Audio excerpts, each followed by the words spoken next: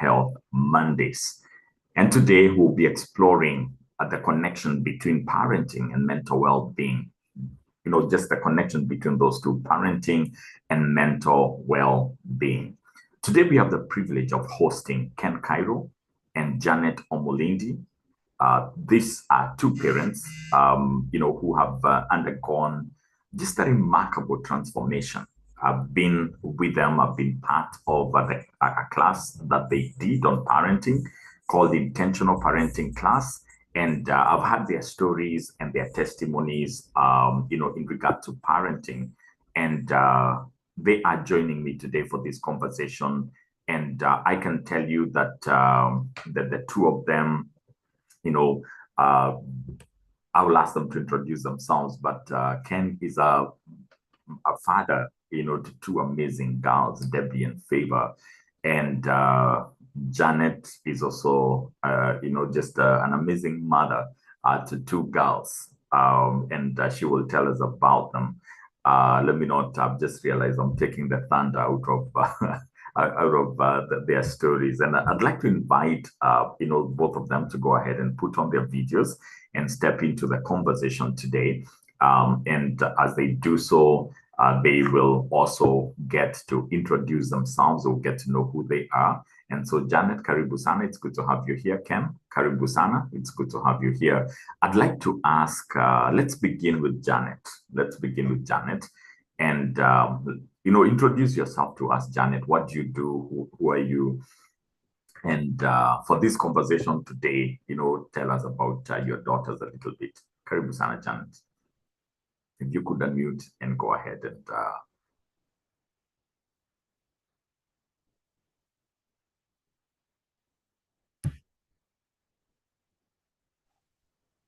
All right, there you are. You're unmuted now. Thank you, Pastor. Good morning. Good morning, Janet. Karibu sana. Thank you. So my name is Janet Omulindi. I'm a mother to two girls. I'm a HR professional.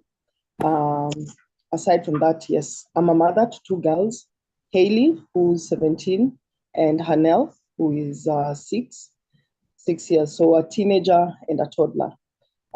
Two different angles of parenting on both. I always say it's both extremes because the teenager has their own dimensions.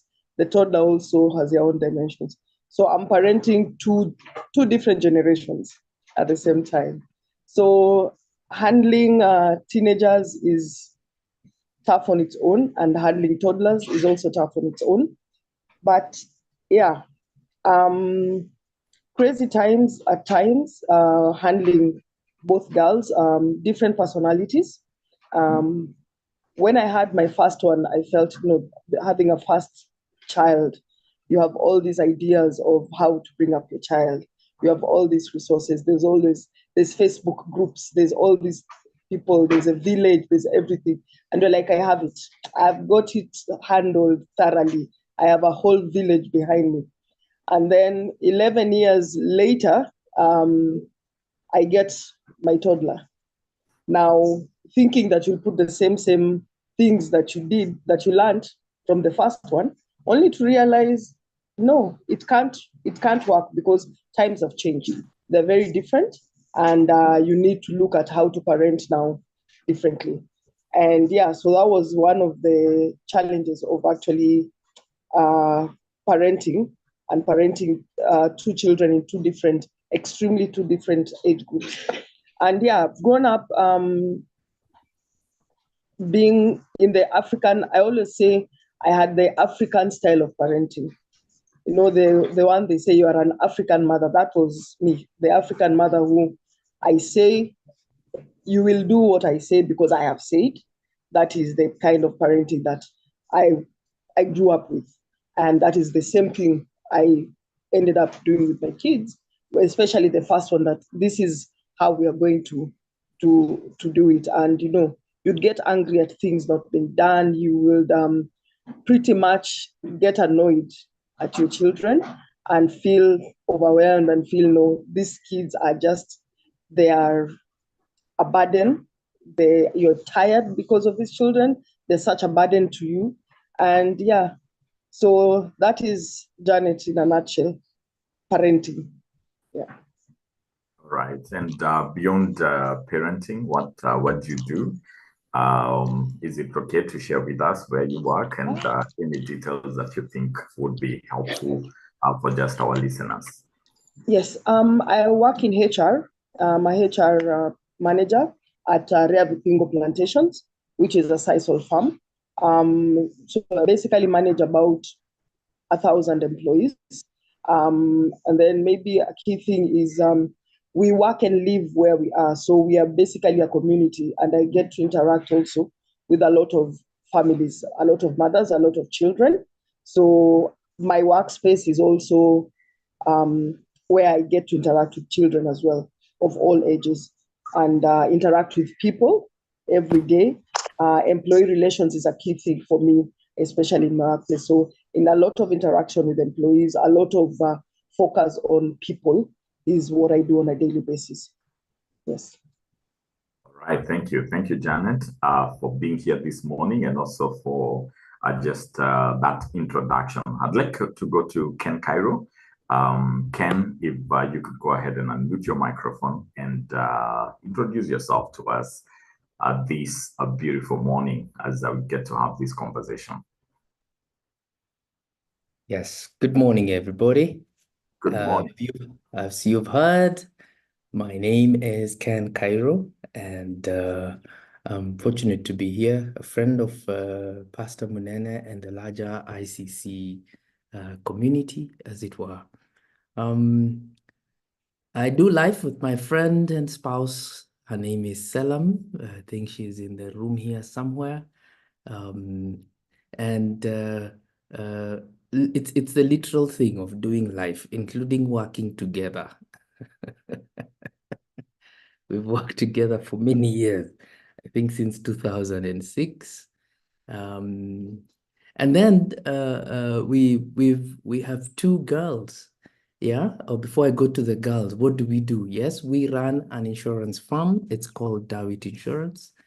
We protect business owners' most valuable assets, and we do it with joy. We really appreciate that you need to work carefully and protect your life's work, as it were, and then be able to move it on to the next generation. So we do not want issues to pop up that prevent you from being able to, transition your life's work to the next generation. So we're very careful to protect your legacy. We insure dreams. In regards to the parenting class, yes, I've been able to do it, and largely for the benefit of my two daughters.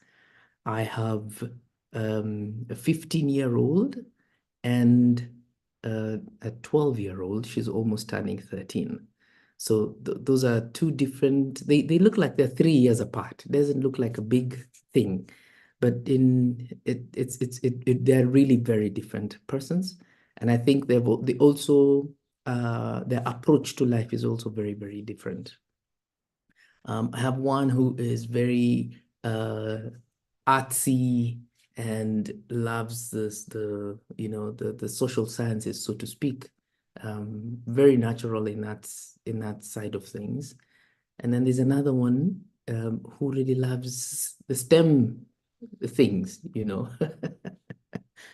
ask her what her best subjects are. I mean, she'll just spell them out for you, science, maths, the things that, and traditionally, not many people imagine that the girls will shine and do well in that space, but they do. And I really thank God to be able to have Selam with me as we do parenting. And not only that, to have benefited from the parenting class, very useful class offered by ICC Mombasa. How's that for an introduction?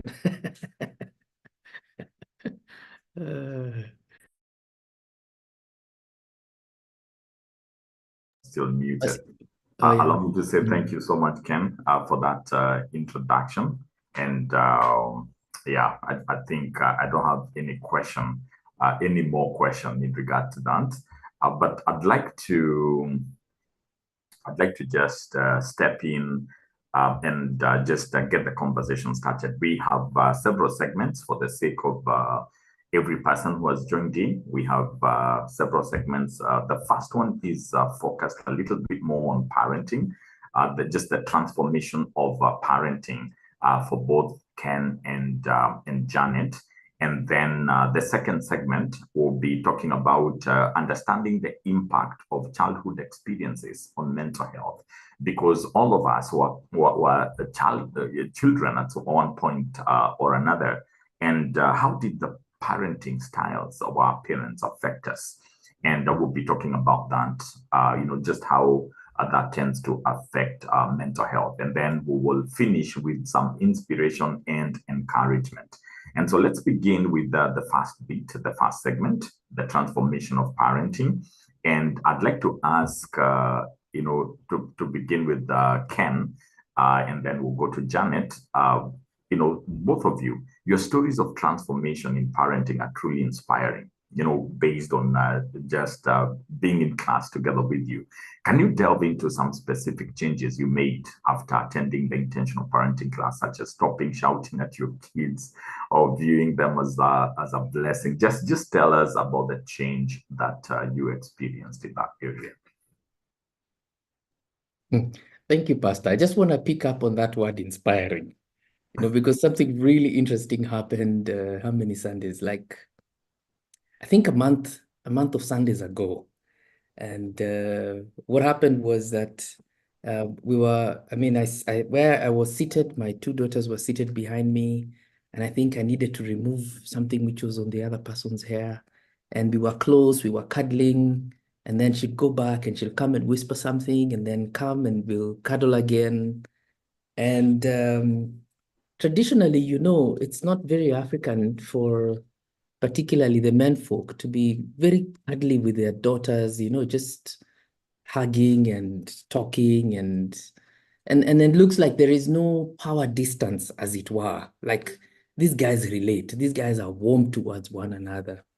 And the strangest thing that happened out of that is that there was somebody who was sitting behind, and I then came to know them after, and they said to me, because they were a visitor and they were looking for a church, and they said, if this church can cause my relationship with my daughter to be like yours, I'm staying in this church. Okay, that's a good one. You talked about inspiring, so I think that's what came to my mind. I remember that incident. I mean, it's incredible, because I think that thing of going ahead and taking time to affirm your children makes them very, very confident. That they know that this is something that my dad will be proud of. And just that knowledge that actually many times my dad is proud of me. So even this thing that I am about to do, which I'm not so sure, chances are, from the history I have, he's always proud of me. He's very happy that affirming thing will come, and that they will be able to experience it.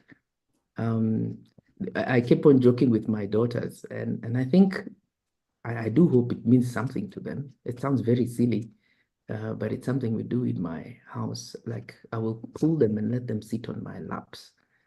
And I often tell them, sit here.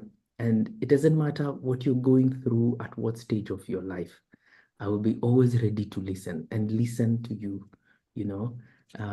My laps will be available for you to sit on until when I am 90 and beyond. Maybe I'll be too frail then, but it doesn't matter. Even though you have children, let your children see you sitting on my laps. But you see, those are some of the things that that close contact in parenting can be able to provide. We learned about the sandwich principle in terms of how do we deliver correction, for example, and that's been very useful, because then the child can actually tell and realize, this is how dad talks. He will correct me, but I will not leave broken. He will correct me, because I do remember in the earlier stages, and remember these are teenagers. In the earlier stages, we really used to struggle with the area of discipline. And again, this works for different families, I would imagine. The stage where my children are is different. So at that time, the firstborn was getting into teenage, and we had begun wondering about the effectiveness of the rod at that stage. And the person she is, for example, is that it's much easier to get into a conversation and clearly highlight this is the wrong, this is the expectation, this is how we need to be going forward. And that really changed, because we also realized that at that stage, it was making her a little bit more, she was becoming hard, and that wasn't really a very good thing. One other thing is also to distinguish the wrong from the person. That is the issue, not you. You know, I know. We have had those past experiences of our parents who used to tell us, "I am beating the sin out of you." And you're wondering, as you're beating the sin, I'm the one feeling the pain. The impact is on my person, you know. Yeah. So I think I've really enjoyed that part of doing life with my children, and actually seeing them transform. They're very, very receptive to this kind of conversations. Just appreciating, first of all, that they're girls. They're a little bit mature, because we've never talked to them. We've never treated them as little babies. From get-go, Salam and I understood these are little humans. They have needs like us. They think, they appreciate things. And so carrying a conversation with them is very useful. Now, the other thing which I have noticed, and I'm sure parents in the room who have teenage children, is that they will stretch you. I mean, they will, they will want to go, how far I can take this one, you know? And so just being very, very clear in terms of expectations is one of the things that will help govern that stretching, you know, so that even when you're then having the conversation, that clarity and all these things came through and were highlighted, supported much more during our session with intentional parenting. And of course, my lovely Salam's encouragement and research. So I have enjoyed being a daddy to my two daughters. Yeah. All right. Thank you, Ken. I'd like to jump to Janet. Janet, if you could come back and just share with us same question. And as you get to do so, allow me to say a big welcome to every person who has joined in. We are having a conversation on mental health and parenting, and how mental health affects parenting and how parenting affects mental health. And so we'll get there even as these dear ones get to answer the question. And so, Janet. Thank you, Pastor. So on specific changes that I had to make, I'll just start off with where Ken has mentioned about teenagers and teenagers stretching you. I totally agree. As a parent of a teen, they stretch you. And one thing I came to realize was you have to set specific standards. And this I learned in intentional parenting, whereby we have standards. These are the standards in our house. So in our house, we will not do ABCD, we will do ABCD. And once we have that standard and you are able to know, we don't do sleepovers because of ABCD. We will only do ABCD. If it is screen time, this is the amount of time we will have. And this actually helped a long way to be able to not have a tussle of someone saying no, or arguing or haggling about it. And I saw that once you set the standards, it's very easy, even for my toddler, to actually know this is a standard. And one thing that I got to realize that the impact of this was when they have friends over and they will tell them, no, in our house, we don't do ABCD. Why? Because we have sat down and we have set the standard, and they know that, no, this one, we do not do it in our house. I was able to effectively do this after intentional parenting, because one thing when we were learning intentional parenting was, as parents, we tend to, most of the time, discipline our kids, but they don't know why they're being disciplined. So you end up beating a child because you're saying you have done a mistake, and the child looks at you and thinks, what mistake have I done? Because when you've never been clear on this is a wrong thing to be done as far as our house is concerned. So you end up disciplining a child for things that they didn't know was actually a mistake. But now when you set the standard and say, no, 1, 2, 3 is what we stand for, then once they go against it, you have a sit down and say, we discussed about this. You are aware that this is what we stand for. So yes, I will take action on you. And actually following through on the same makes it to actually affirm. But where there's absence of those standards, you end up disciplining. In your thought as a parent, you're disciplining the child, but the child in their thoughts is thinking, my parent really hates me because they're always out to get me. And once you set the standards, it was very easy. Something else that changed for me after intentional parenting was appreciating my kids more. As most parents, always there comes a time when you feel these children are a bother, or and we speak words like you're a stupid child, you're useless, and all this. And going through intentional parenting and realizing that children are a gift from God, that indeed they're a blessing, they're not a problem. And being able to appreciate the little things that they do, for me, really helped out, because you would actually look beyond and go like, they've done something right. It is, just being able to say, thank you for doing 1, 2, 3. And I realized that when I did that, my kids will actually look and go like, oh, wow, mom, you say thank you. I'm like, yes, I'm thanking you because you've taken your time to be able to do 1, 2, 3. You've been able to be consistent in a good behavior. And for me, that really worked.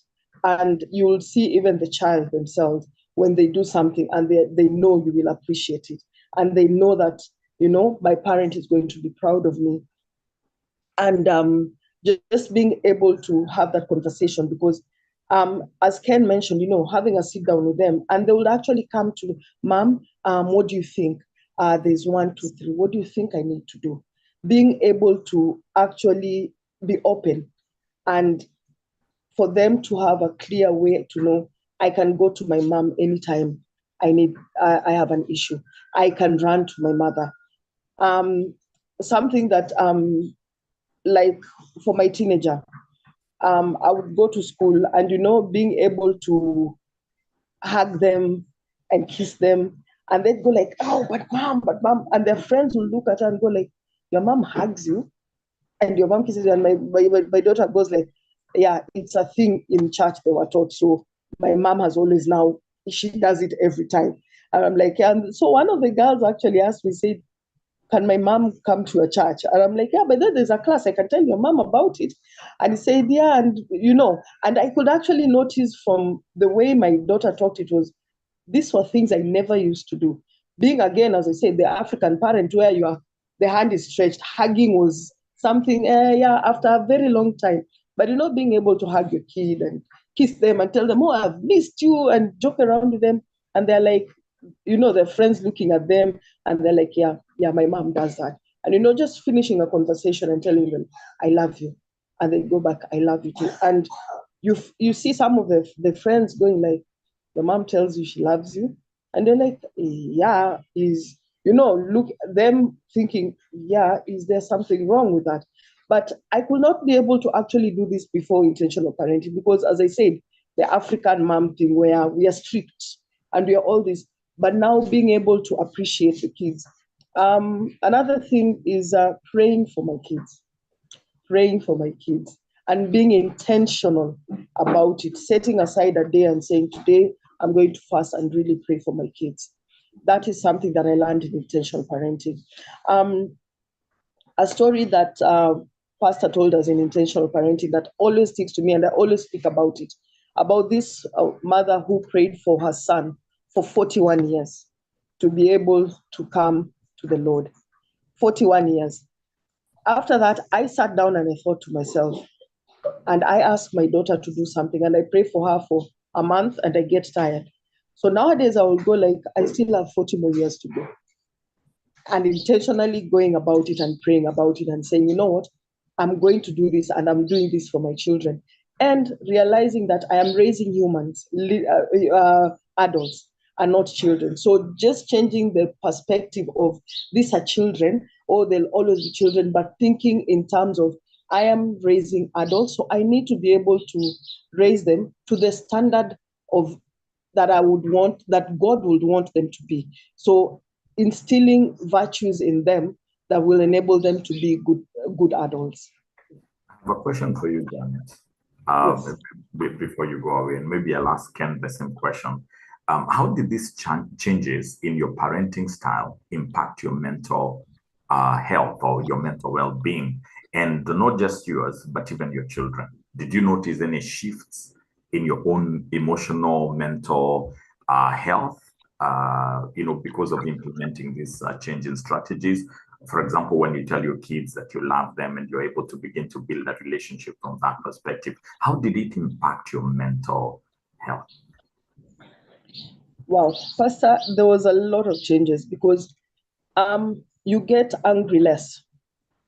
Once you instill all this, like when I set standards, you get angry less because everyone is on the same page.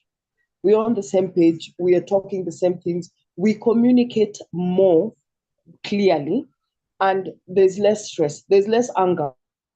Once you are less angry, you are able to be less stressed, able to move around and do things more. And even as a family, we are able to actually have how do I put it, to be happy together. And there's no tension whereby, you will do this, you'll do this. We are going for shopping. Okay, this is the amount of money you will spend, and this is it. And especially like for the toddler, throwing tantrums doesn't happen because, yes, your budget is 500, or mom, I want this, I want this. Make a choice. You can either take A or B, and it's less stressful. And I noticed that I'm happier. As a parent, I'm more happy. Even sitting down and thinking, when you think about your children, I'm more happy, not those ones of, oh, my children are stressing me. No. They're not stressing me because there's nothing to stress about. Whatever it is, there's an issue, we sit and we talk about it because communication lines have been open.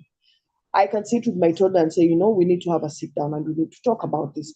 And because of how we've been able to communicate, she knows she can easily sit and say, mom, I'm here, you are wrong because you did ABCD. And I would actually actively listen to hear what she's saying and not listen to answer back, but really keenly listening, sitting and listening and saying, okay, I was wrong and I'm sorry. Just being able to actually say that on occasions where honestly I did something wrong and went out of my way, made the children also be able to do the same and be able to go like, you know what, I'm a parent, I can make mistakes. I'm a human being, I can make mistakes. And for them, they also get to the point of, yes, mom said sorry. And, she is actually human because you get to find sometimes some parents don't have that. And kids, there's that fear. You walk into the room and everyone is stressed. But no, it's not there. It's those sorts of, mom, I have something to tell you today. And sitting down, just distressing on their day and being able to talk about it. And for me, that my mental health just is more clearer. And even for them, because now there's, you find even when they talk about it, and most of the time you'll realize with the kids is you get to hear their views from their friends and what they tell their friends about you. And when you sit and someone says, mom, I have a friend I want you to talk to. They are stressed up. They can't talk to their parents. And you sit down and think, why is she referring her friends to me? because she tells her friends, you can talk to my mom. She'll hear you. She'll understand you. So I have my teenagers' friends, about 3 or 4, who we talk together, we pray together. And when you ask them, why can you talk to your mom? And they say, no, I can't talk to my mom. My mom will not understand. My mom will not give me a listening ear. And just able to do that made me realize, Pastor, that I'm doing something right. After intentional parenting and being able to have these conversations, and for my daughter to actually tell the friends, talk to my mom. Here's my mom's number, talk to her. She'll listen to you. And for me, that makes it just very clear that yes, we are doing things the right way. And my mental health and her mental health, and even the small one, is way better now than it was before. Wow, thank you. Thank you. Thank you for that answer. Ken, we had your wife as a guest on mental health some time ago, and she mentioned something about your kids. That one time, the girls mentioned to her that she was a new parent. It's like they got a new mom, and just wanted to find out whether you have ever been told anything like that. But also, just ask also, as your parenting began to change. Um, how did your mental health change? Was there any difference in your mental health or mental well-being? What about your kids? By the way, let me add a question that I didn't ask Janet. How is your kids' mental health with your changed parenting style? Mm. Oh, thank you.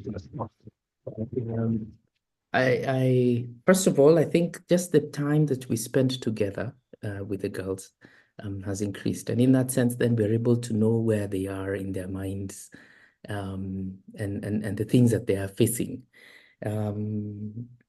Small issues like, oh, look at him, he has very nice hair. Oh, those are not things girls will say when their parents are present to their parents, Yeah.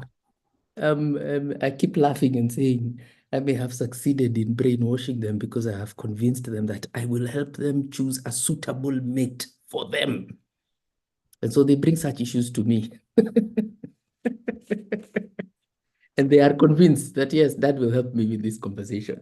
But you can see that is already a great impact, because where do they go for their information and things like those? So one of the things that I know is that they have become very, very confident, confident children, enough to look strange even amongst their peers. Confident in the sense that there are things that they are willing to try that other children may not be willing to try, and are often, wanting to look and say, what will mom say? Can I really do this? Can I risk it? So we've opened them up to that, and they're able to risk these things. Now, in terms of the mental health changes, even on me as a result of how we have interacted, they're even able to risk holding me to account on some issues. For example, we have internal checks and balances. I mean, I'll come in and I am looking so, what is it called, cranky, because of how the day has been, and we will see them being that sensitivity in itself, and desiring to do something about it. For example, Dad, you need a cup of coffee, and we have a little code when I walk into the house and I'm looking all sorts of colors, and they'll tell me, Dad, I think you need to take a shower and then you come back.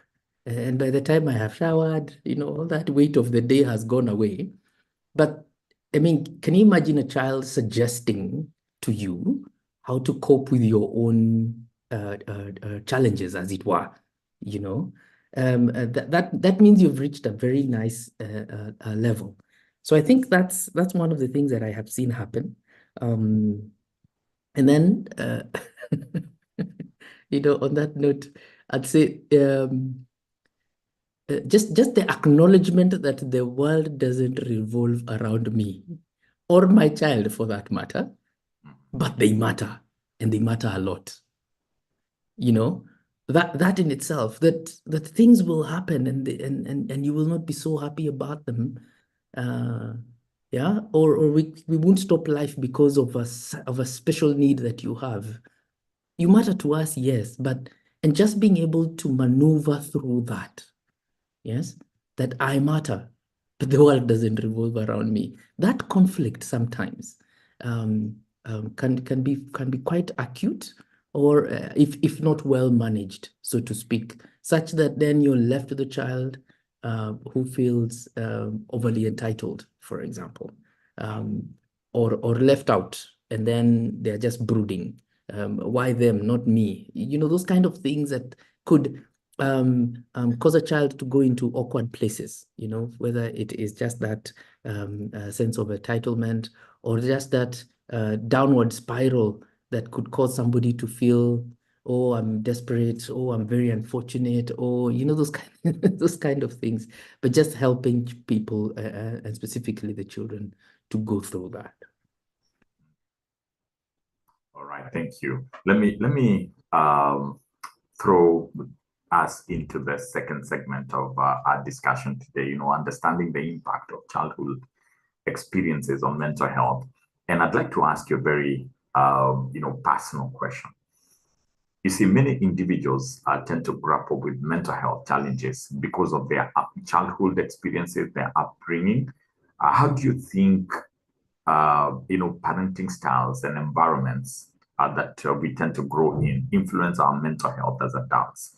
You know, when you look at yourself as Ken and you look at your childhood and upbringing, and how would you say that affected your parenting and affected you as an adult? And because there's something Janet kept saying, and I haven't had you saying, you know, I was an African parent, I was an African mother, but you've not said anything like that. And so I'm prodding into your childhood here. Just talk to us about your childhood upbringing and how that impacted you. I was brought up by an African parent.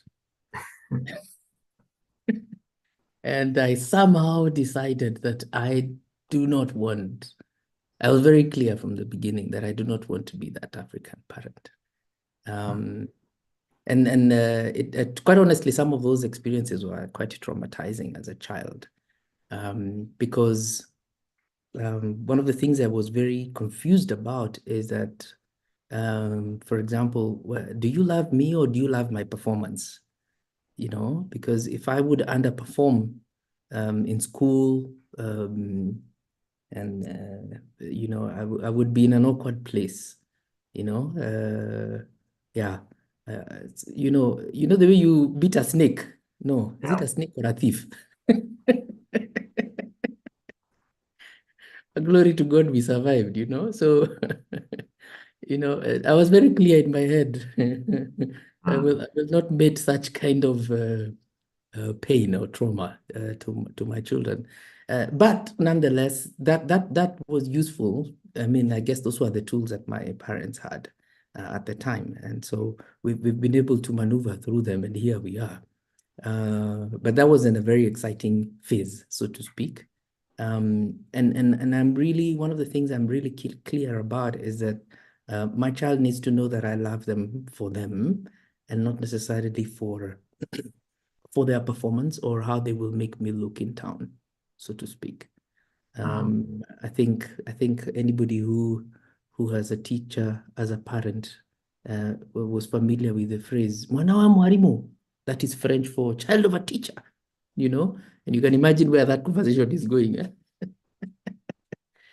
So there's a certain way you are expected to live. Yeah. And you see now, some of the things that happen as you grow up later on in life is that you expect that because you feel, and this is a confusion that I know our children may go through. I feel more loved when I perform. And so they put on extra weight on themselves. And whatever that performance is, whether it is to do well in school, whether it is to get the chores in the house done, whether it is, so they take on a new something that is not really them. And later on, in life, when they realize they do not need to perform for anybody anymore, or they never got that full satisfaction of well done, that they were always chasing for, like that I am proud of you, that never comes, that could potentially never come, that can affect someone's mental health, and that they're always chasing after something. Yeah, so that's a bit tricky in that sense. All right, thank you. Thank you for that answer. Let me throw the same question to Janet, but a little bit twisted. Janet, I'm twisting it a little bit because there are people who've been raised in environments characterized by the absence of parents, maybe one parent or both parents. They've been raised with criticism, as Ken was mentioning, or even just a lack of affirmation and affection. Like, for example, you mentioned that, your daughter, Haley, other kids would be at the place where they would be mentioning, to her, your mom hugs you. It just speaks to the whole aspect of, it speaks to the whole aspect of, affection, lack of affection. What advice, Janet, as you answer Ken, the question I asked Ken, and now adding to what I'm asking, what advice would you offer to people like that? Maybe they're parents, maybe they're single, they're not parents.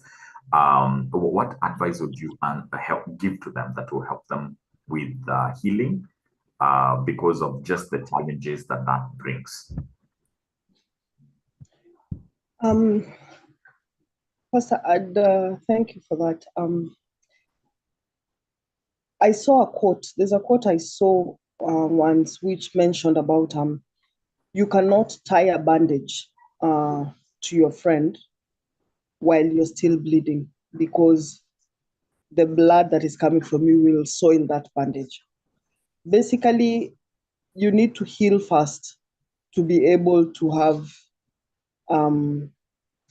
to be full. A lot of us, as Ken said, we survived. Yeah. But when you look back at it, there's a lot of trauma, childhood trauma that we've carried along with us. And if you're not able to deal with it, then the same is meted upon our children. Being able to stand up and say, I can be able to do this. Because a lot of the traumatic experiences we've had, sometimes words that were spoken have stayed with people for a very long time. And you go through life thinking, my father told me I am useless, so I am useless. Trying to get beyond the I am useless part is now what we need to work on. And my advice will be for the people who've gone through such is to always, you have to heal first for you to truly be a parent who is wholeheartedly into it. You have to be intentional, to be very intentional about healing yourself so that you can be able to have a good relationship with your children. And when you look at the feelings that you have that you're not enough because of the experiences that you had as a child, you have this feeling, I'm not enough. You have always grappling to seek validation from other people. And those are some of the things that, you end up as a parent, you met it upon up into your children, and always trying to look, and as Ken said, something like you're looking for, like it's performance, you're not looking at the child. And for me, I looked at it in terms of, I will not focus on the grades. They have skills and talents that God has given them. They use it. And if one comes in and says, like my eldest loves modeling, something which no one in our family has done, but it is something she uses that platform to build her self-confidence. So going ahead and saying, yes, you can actually go ahead and do it. And not saying, no, this is not a career, you will not do it. No, but being open to that, being open to, let's be able to see what God-given talents do you have. Let's use it. And for myself as a parent, as I said, brought up in an African setup, and being intentional about not making my children go through some of the things you still struggle with, and you look back and go like, this thing has stressed me out all these years. Being intentional about it, and being intentional and saying, no, I will not parent my children this way. I will appreciate my children.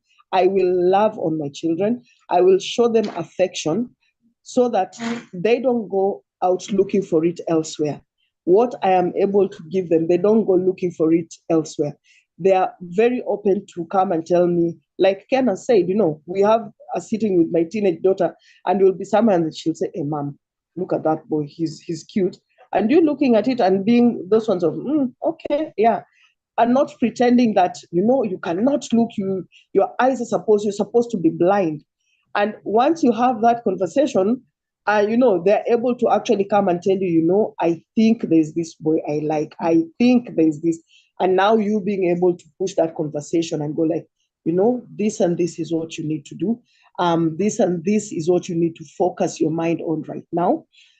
But if you are very focused on, I need to be strict, I need to do this, you'll miss out on some of these things and some of the milestones in our children, because as they grow up and they become adolescents or into teenagehood, there are things that they will face that they will need to speak to you. So being the safe haven for your children, for them to always come back and say, I need to go back to my mom and to tell my mom about this, as opposed to looking for people outside in the world to being able to tell them this and getting the wrong information from outside the world. So my advice will be, find healing fast for yourself and be intentional about raising your children.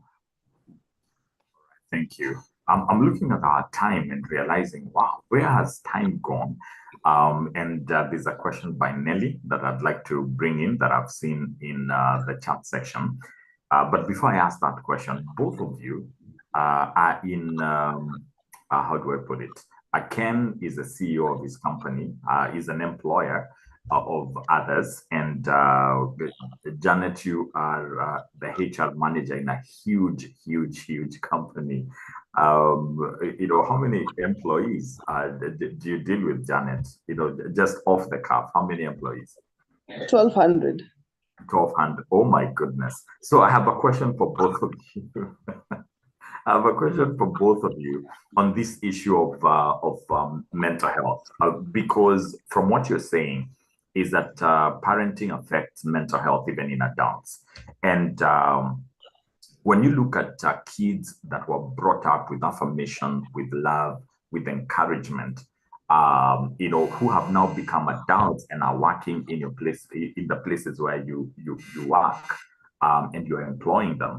And you look at children who grew up, without being affirmed, being put down, being criticized. Is there a difference in those two employees?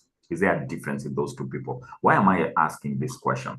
Because somebody listening to us might think parenting does not affect kids and does not affect who we become in adults. And so I just want to throw that question out. And very quickly, if you could maybe take a minute to answer that, because it's an off-the-cuff question. We'll go to Ken and then we'll go to Janet. Absolutely, it does. In a big way, you'll be surprised.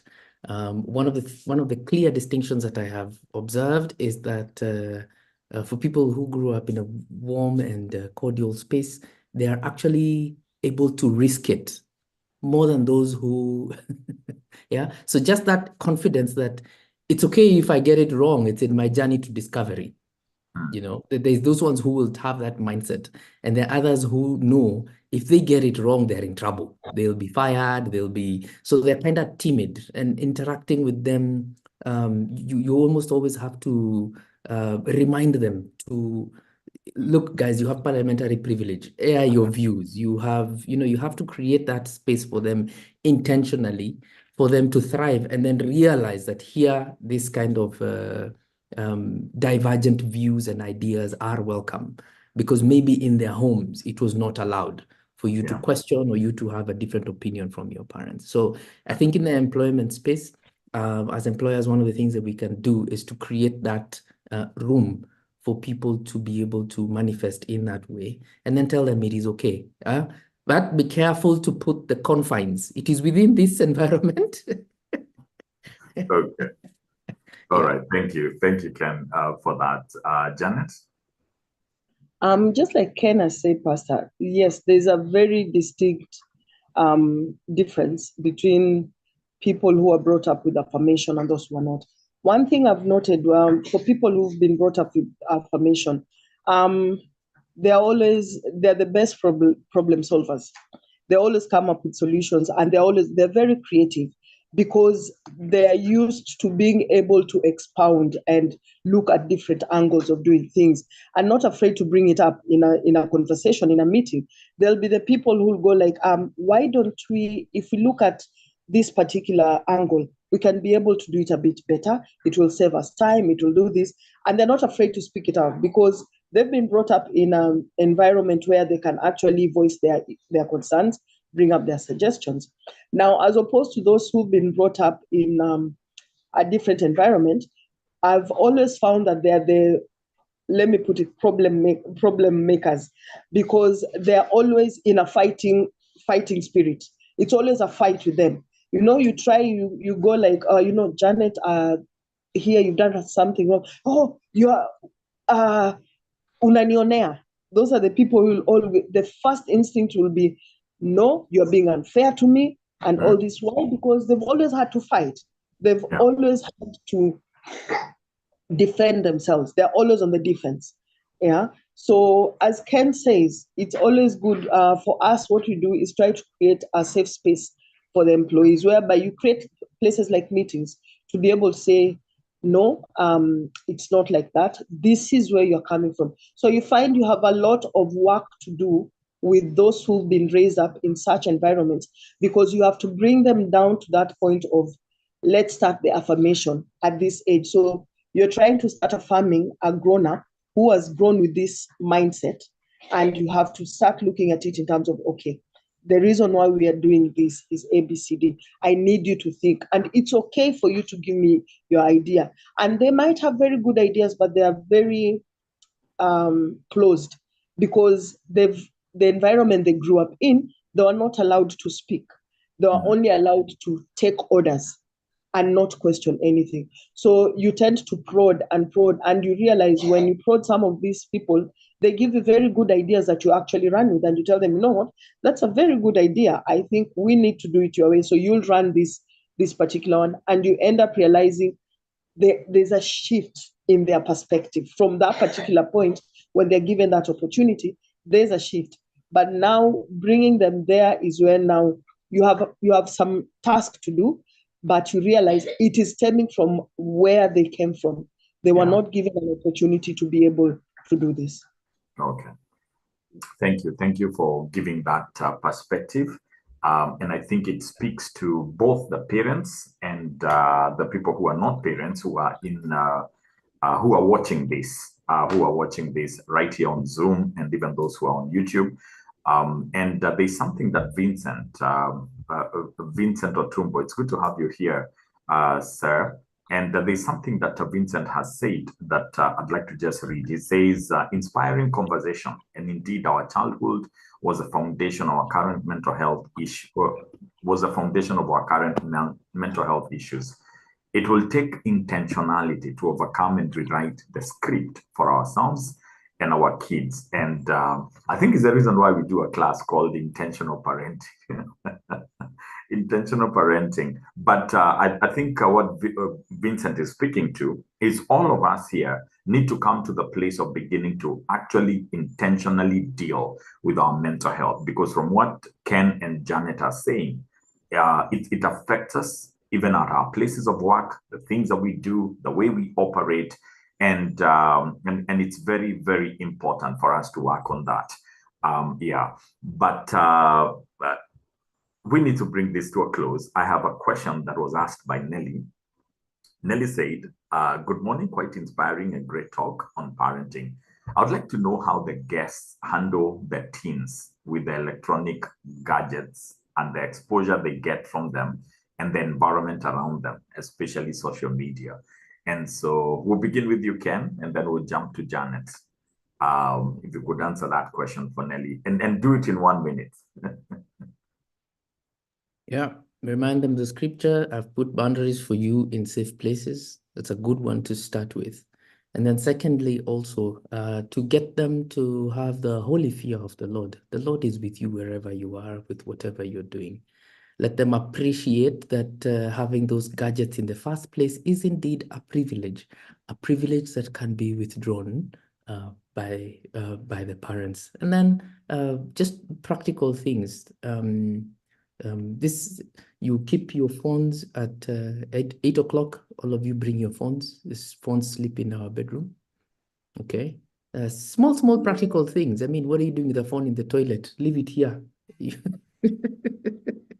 You know, just simple practical things like those. But yes, it is a daunting thing in today's environment, and prayerfully submitting that matter to the Lord is critical, just to give you wisdom and also to help you know how to respond when these things go sideways. Yeah, because then that also contributes to them being successful in handling these gadgets and the advent of technology. Thank you. Thank you for that, Ken. Janet? Thank you, Pastor. Yes, teens on screen, especially with social media. One of the things I personally did was only allow a bit until my daughter turned 16. She wasn't allowed. The only social media was WhatsApp. So when she turned 16 is when we allowed Instagram. And we had rules for that, whereby I have to see what is happening. We have to be connected to each other, and I have to be able to see what she's doing. If I see any content that is there that I don't like, I will ask her to remove it.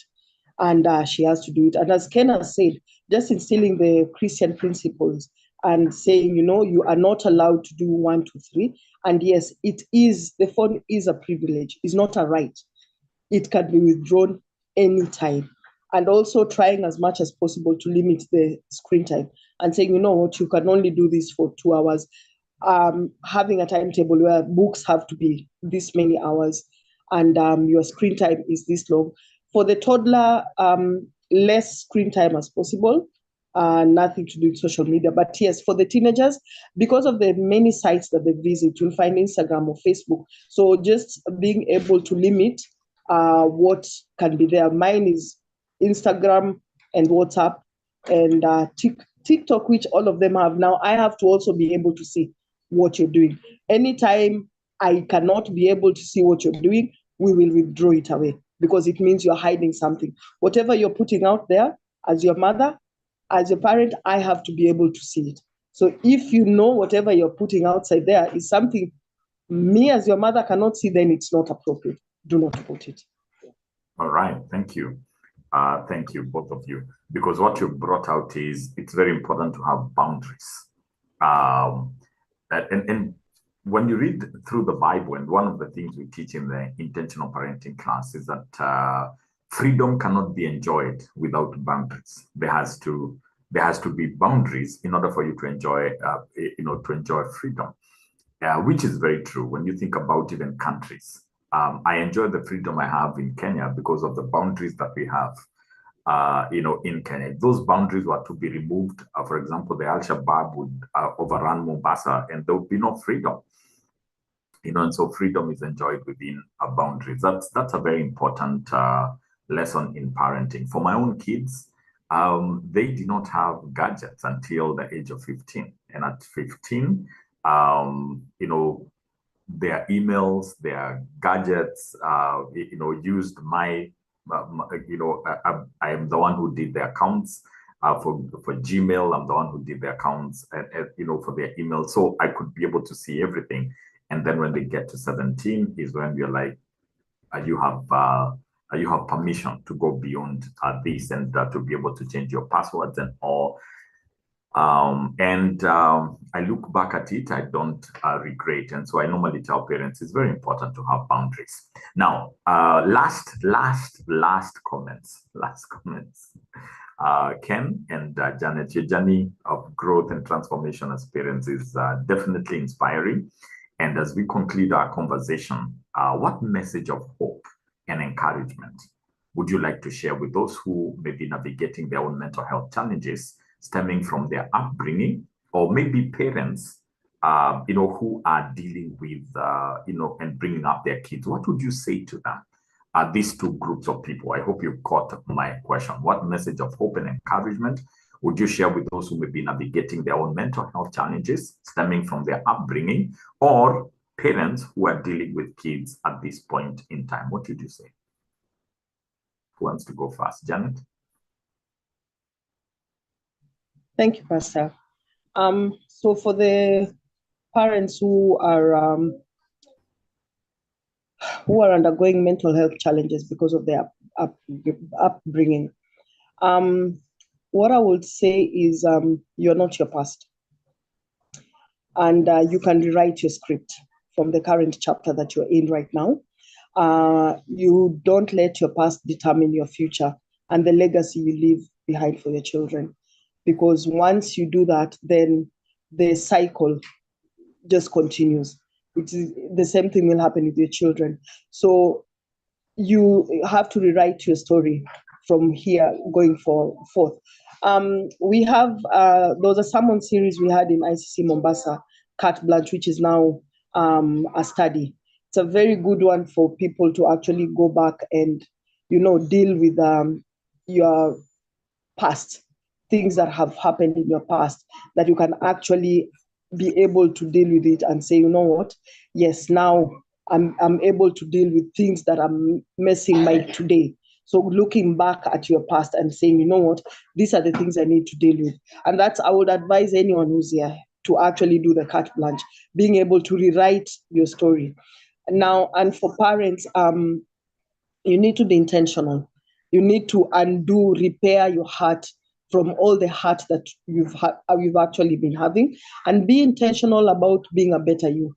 Looking at your mental health, seek help. Get a mental health coach. Go for therapy. Pray a lot about it, and just being able to focus on getting yourself out of that, because when you hurt, they always say hurt people hurt others. You don't have to have that legacy. You don't have to have that legacy. Your past, as I said, your past does not determine your present nor your future. And just being intentional about healing yourself for the benefit of your children, and healing yourself for the benefit of yourself. Yeah, that's what I would say, Pastor. All right, thank you. Thank you, Janet, for that. Ken, let's jump to you. Janet, you've done such a thorough job of responding to that. Well done. I mean, for real, I think, first of all, just getting into that awareness is a key thing, because once you know that there is something to work on, then you begin the journey. And today we have an opportunity to begin the journey. And sometimes we do not recognize the power of the Holy Spirit. He was given to us literally as a helper. And that is immediate help, like now. that is available to you now, So one of the things that sometimes we ask, I mean, how do I move on from where I am? That's a very good question. And asked to the Holy Spirit, asked to our Lord Jesus. He will guide you through the steps. But on the practical side of things, there is like what Janet has shared. Currently, it's very interesting, Janet, you said, I'm in that class called Carte Blanche right now. And it is true, when you think about some of the things that are playing in our heads, it's a very, very personal journey for people to go through. And some things you may have filed away as are not so positive, but then you begin to see them in a new light. And then you're able to, springboard from that into the Lord's purpose for your life and for the impact that He has designed for you. So indeed, it is true. Mental health can hold you back, but in Christ there is freedom. So one of the things I'll encourage people is, there are those two classes that Janet has mentioned. Carte Blanche addresses you as an individual and the freedom that you can be able to gain. It literally means write your freedom story. That's a powerful one. And of course, then being able to participate in the intentional parenting class. I like the word intentional because there is an outcome that we are all looking towards. And by being intentional, we can make the necessary interventions between here and that desired goal, and we will be able to prayerfully get there. Thank you, Pastor. All right. I know I had said one last thing. Final comment. Ken, and then we go to Janet, and then we bring this to a close. Just your final comment as we bring our conversation today to a close. I think my final comment is that you are not alone, and then there is help. Yeah, there is help.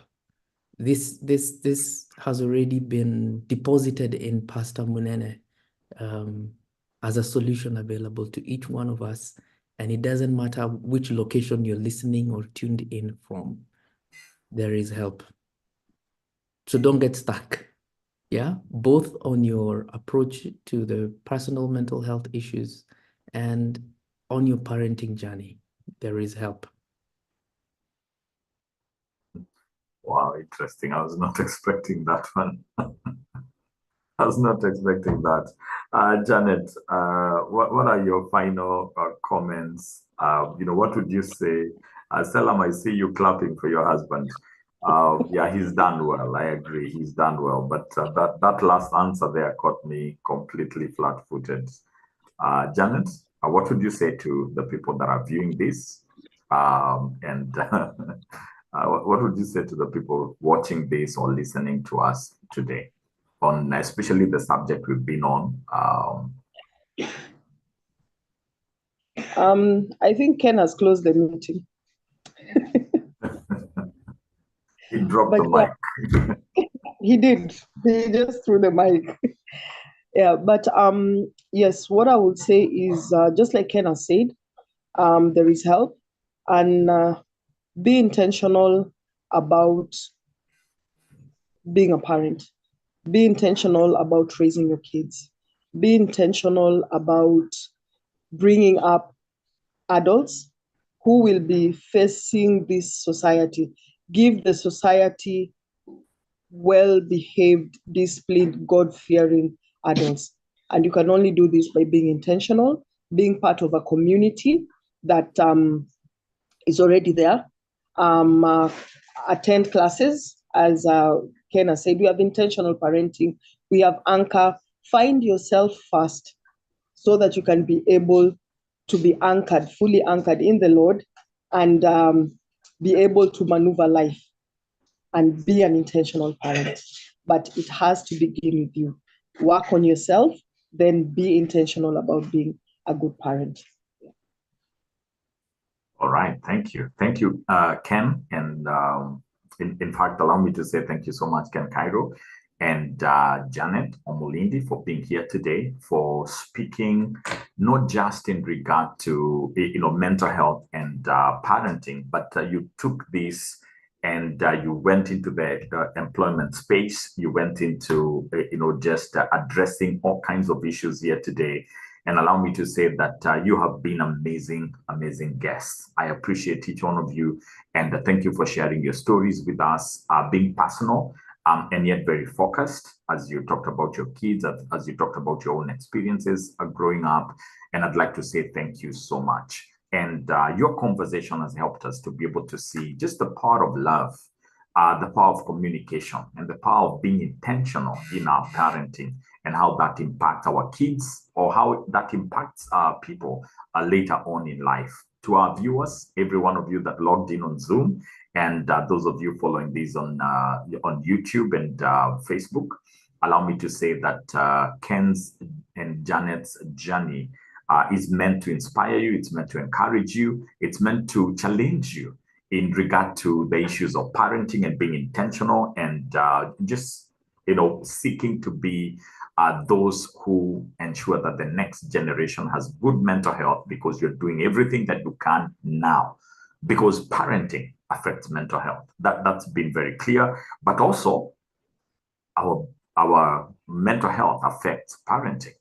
Because when you have not dealt with issues, as Janet said very well, hurt people hurt people. You hurt your kids, and you will cause them to end up at a place where they're not supposed to end up. And so let's seek to do everything that we can to change our family dynamics by seeking healing, seeking to be well, seeking to be whole. And I can't add to what Ken and Janet have said, so I'll leave it at that. But I do invite us, by the way, to contact us. We offer certain classes. We offer a class called Anchor, as Janet mentioned. We offer a class called Carte Blanche, which seeks to talk about issues of freedom, bringing us to the place where we live with good mental wellness, emotional wellness, spiritual wellness, and just becoming the people we ought to become. And Ken mentioned about that. And until next week, when we get to do this again, Mental Health Mondays continues 7 a.m. to 8 a.m. Today took a little longer because we took advantage of the holiday. And I'd like to just say happy Easter, enjoy this day, and may the blessings of the Lord rest upon each one of you. Have an amazing rest of the day in all that you are involved in, or whatever it is that you get to do. I appreciate you, and I'm so glad that you logged in and were part of this. And so thank you so much. Have an amazing, amazing rest of the day. Bye-bye, everyone.